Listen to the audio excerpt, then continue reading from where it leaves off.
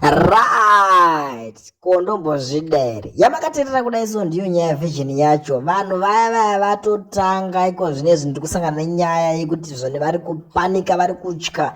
Ndamboona vakomana vechidiki uyo anonzi John Paradza achimhupuka achiita dzungu aina vamunangagwa achitaura kuti zvone as long as isusu tiri mayouth leader, aiwa vamunangagwa hakuna munhu achakubvisai.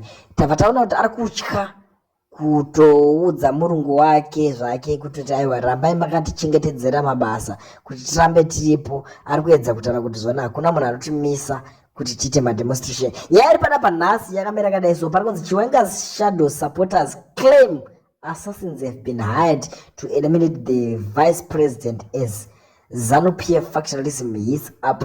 Handitozivawo kuti vanhu vacho vanenge vahaiwa ivavo vanenge vane zvivindi zvekuti vanenge vazvihodha kupi, ende handizive kuti vanenge vahaiwa kunyika dzekupi, nekuti kuda kutry kueliminata this man anenge atori mafanizi mashura chaiwo, atori mashura chaiwo. Murume iyeye akadobvisa vamugabe vanga vanetsa. Iye Mnangagwa akatodzingwa akatodzwa kuti Mnangagwa romudonedza mangwana chai akatiza. Munongoziva mese kuti President Emmerson Mnangagwa rinotori gwara vanotya pavatori paipai vakamhanya zvakaomarara vachimhanyira kucrossa border vachitya vamugabe chaivo chaivo. Asi VP Chiwenga vakasara vakamira vakati no, hakuna zvakadaro zvinoitika.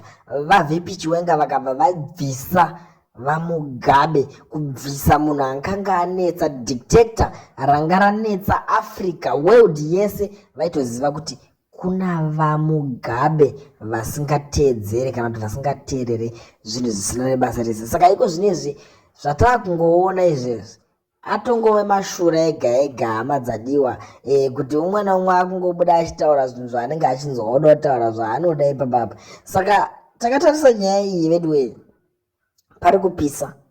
Hatisi kuziva ndanani, asi chandoziva ndechekuti nhunzi dzikaita mistake yekuda kuenda kunomhara pastovhu dzinooma dzese.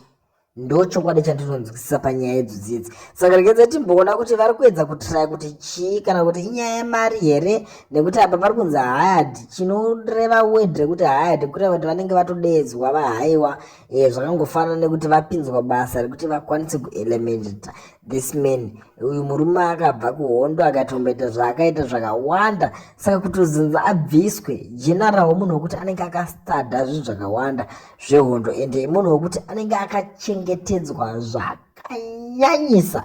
Regedzai timboona hama dzadiwa, imimi zvamunokwanisa kuita panapa, deedzanai nehama neshamwari dzenyu muvaudze kuti kunyaya vision kune nyaya dziri kuita kutubuka. Panapa pane pachitubu penyaya patinokupakurai nyaya dzisi dzinenge dzichiitika. Saka zvakakosha kuti musiye malaika, mudeedza hama dzenyu kuti dzosubscribe, moramba muchipuwa nyaya dzese dzinenge dzichiitika. Iri panapa yemotiudzawo kuti muri kuionawo sei nhasi.